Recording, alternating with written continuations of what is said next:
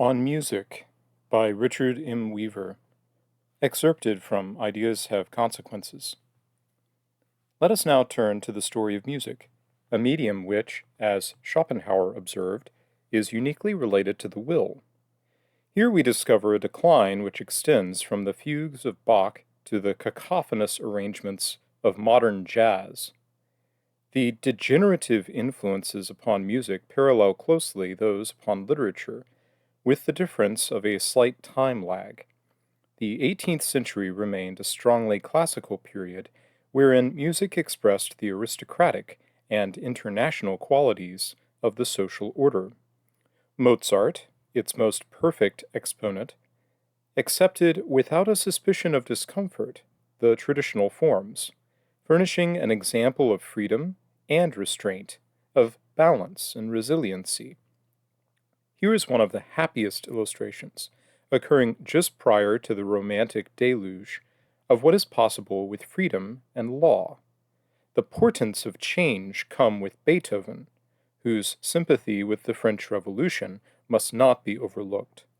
A great architect in music, Beethoven, nevertheless, through the introduction of dynamism and of strains of individualism, pointed the way which the succeeding century was to take. The 30s and 40s mark the specifically romantic period in music. This interval exhibited a pronounced change in form and subject matter, in which all the affinities of Romanticism are to be seen. Composers sought effects, designed contrasts and imitations, strove for climaxes, as, like their literary contemporaries, they turned to the expression of bizarre or perverse feeling. All the while, music was taking on a decidedly public character, which manifested itself in the growth of opera and concert. As one student has put it, the 19th century brought in the journalist of music, who has served this art in the same way in which he served literature. Music was now fully secular and ready to follow the divergent tendencies of the time. Especially significant was the steady decay of symphonic form, which effectually mirrored the progressive dissolution of the class system.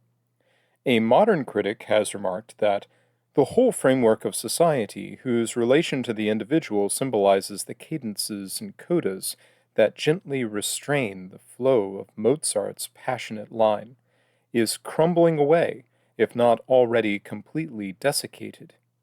Footnote. Constant Lambert, Music Ho, page 179. End of footnote. We are even told that the symphonic form was repellent to Mussorgsky because its first movement predominance signified to him aristocratic domination.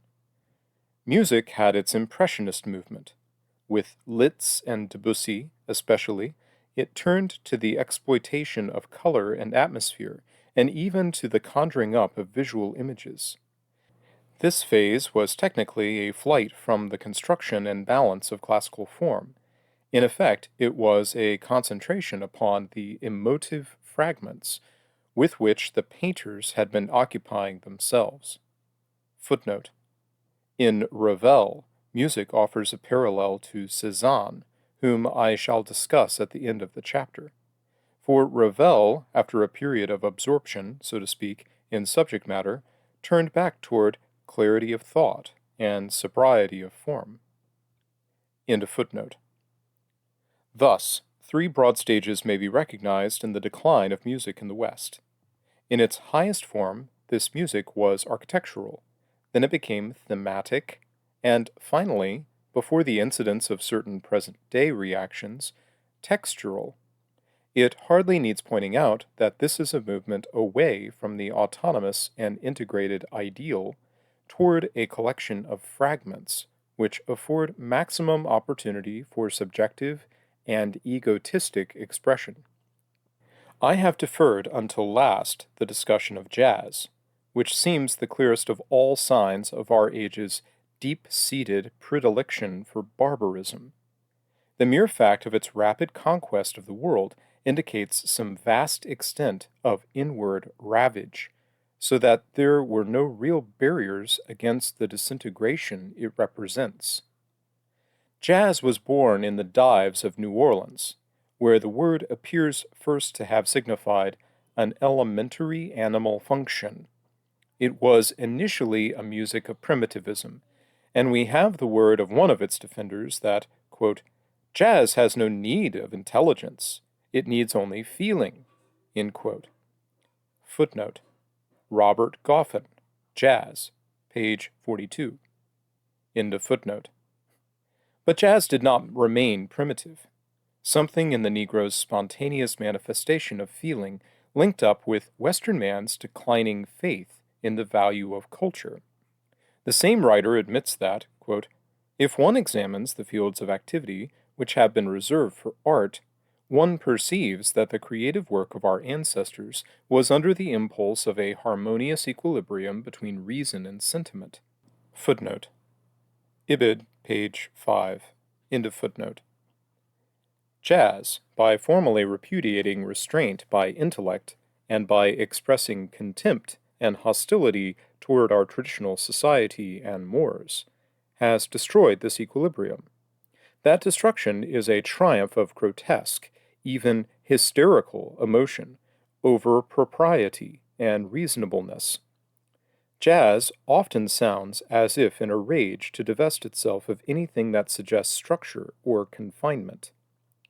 It is understandable, therefore, that jazz should have a great appeal to civilization's fifth column, to the barbarians within the gates. These people found it a useful instrument for the further obliteration of distinctions and the discrediting of all that bears the mark of restraint. Accordingly, it was taken up in a professional way and was sophisticated by artists of technical virtuosity so that it became undeniably a medium of resourcefulness and power. That is all the more reason for recognizing its essential tendency. The driving impulse behind jazz is best grasped through its syncopation. What this can achieve technically we need not go into here. What it achieves spiritually is a restlessness, a desire to get on, to realize without going through the aesthetic ritual. Forward to the climax, it seems to say, let us dispense with the labor of earning effects. Do we not read in this another form of contempt for labor? Is it not again the modern fatuity of insisting upon the reward without the effort? Form and ritual are outmoded piety, and work is a sacrifice. The primitive and the bored sophisticate are alike impatient for titillation. As dissent breeds further dissidence, so the emancipation which is jazz gives rise to yet greater vagaries. In swing, one hears a species of music in which the performer is at fullest liberty to express himself as an egotist. Playing now becomes personal. The musician seizes a theme and improvises as he goes. He develops, perhaps, a personal idiom for which he is admired. Instead of that strictness of form which had made the musician like the celebrant of a ceremony, we now have individualization.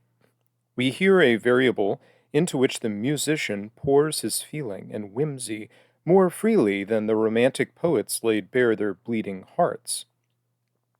Jazz has been compared to an indecent story syncopated and counterpointed. There can be no question that, like journalism and literature, it has helped to destroy the concept of obscenity. In view of such considerations, it comes as no surprise to hear a statement that jazz is the music of equality, and that it has made important contributions to the fight for freedom. As far as the negative idea of freedom goes, the idea of freedom from, the case is too clear to need arguing. By dissolving forms, it has left man free to move without reference, expressing dithyrambically whatever surges up from below. It is a music not of dreams, certainly not of our metaphysical dream, but of drunkenness. The higher centers have been proscribed, so that the lower may be uninhibited from executing their reeling dance. Here, indeed, is a music to go with empiricism, and it is only natural that the chief devotees of jazz should be the primitive, the young, and those persons, fairly numerous, it would seem, who take pleasure in the thought of bringing down our civilization. The fact that the subjects of jazz, insofar as it may be said to have subjects, are grossly sexual or farcical, subjects of love without aesthetic distance, and subjects of comedy without law of proportion, shows how the soul of modern man craves orgiastic disorder. And it is admitted that what man expresses in music dear to him, he will most certainly express in his social practices.